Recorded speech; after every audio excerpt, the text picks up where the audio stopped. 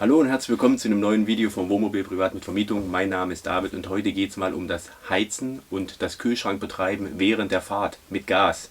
Ist es erlaubt? Gibt es Möglichkeiten, wie das erlaubt sein kann und wie das sicher sein kann? Gibt es da Systeme dafür? Wir schauen es uns im Video näher an. Bleibt dran, bis gleich.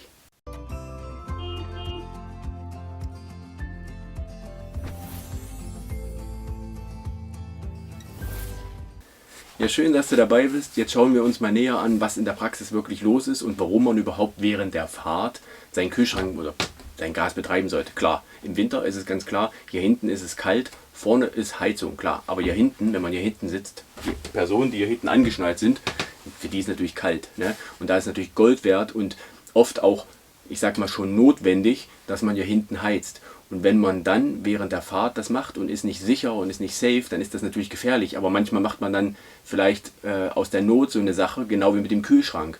Wer Camper ist, der weiß das. Ihr wollt zu Hause los, ob der Wohnwagen oder ob das ein Wohnmobil ist, ist egal. Ihr wollt eigentlich mit einem vollen Kühlschrank los und wollt nicht, bevor ihr am Platz ankommt, noch einkaufen müssen in den warmen Kühlschrank, weil unterwegs funktioniert das nicht wirklich mit der Bordbatterie. Wisst ihr auch, die Bordbatterie 12 Volt oder was, egal wie, ob ihr mehrere habt, ob ihr auch Solar habt oder was, der Kühlschrank, der ist natürlich unterwegs, das ist nur so ein Notbetrieb. Da kühlt der nicht richtig extrem. Und selbst wenn ihr vorher den runterkühlt, bevor ihr losfahrt am Strom und dann loslegt unterwegs und dann im Notbetrieb, das funktioniert nicht wirklich. Eigentlich müsst ihr auf Gas laufen, was aber normalerweise in den meisten Fällen nicht erlaubt ist.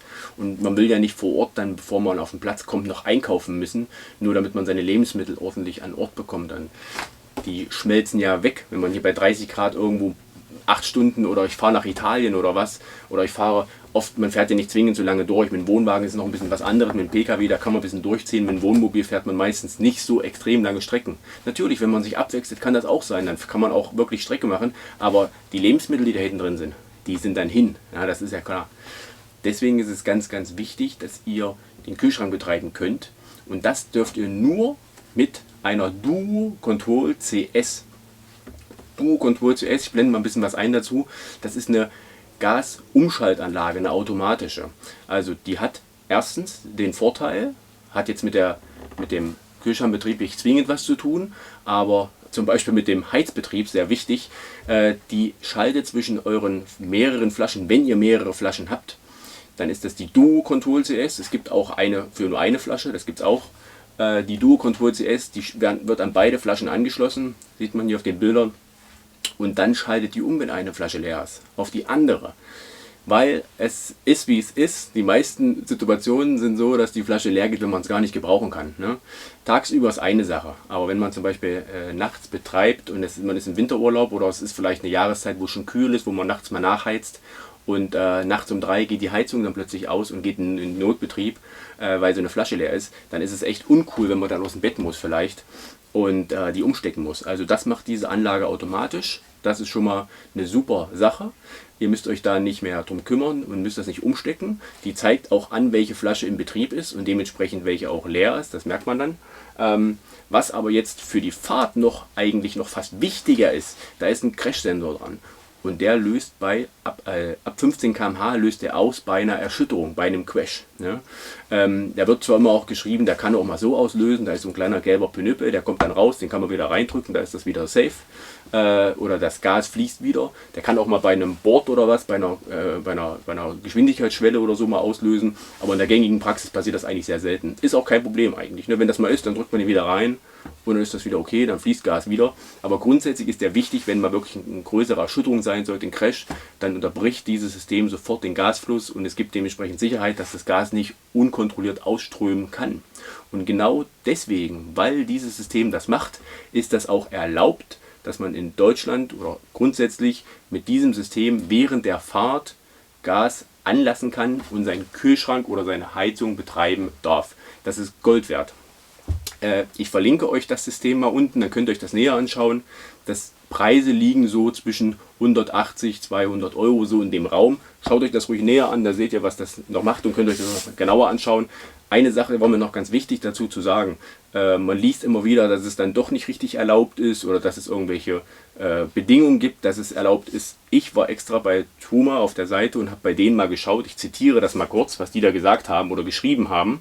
Also der Truma Crash Sensor, er unterbricht bei einem Unfall sofort die Gaszufuhr.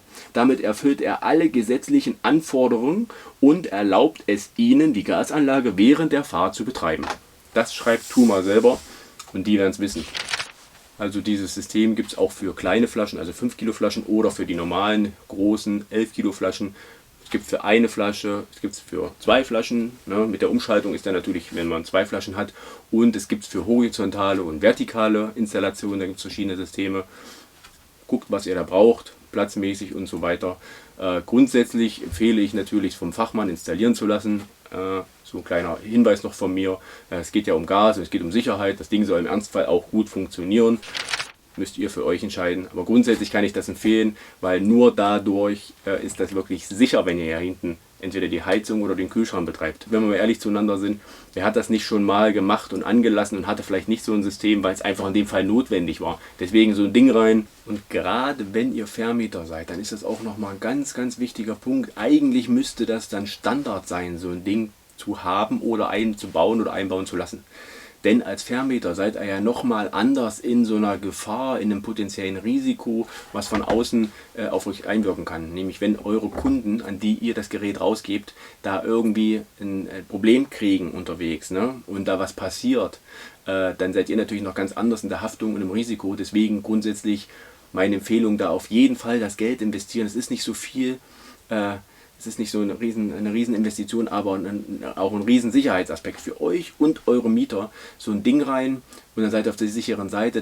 Ihr müsst dann auch nicht sagen, diese ganze Geschichte mit während der Fahrt aus, wer kennt das nicht, auf dem Rastplatz angehalten, Mittagspause gemacht oder was, oder wo auch immer, ein Stündchen, da habe ich früher auch immer das Gas aufgedreht dann noch schnell, damit der Kühlschrank nochmal die Stunde nochmal die Möglichkeit hat zu kühlen und so.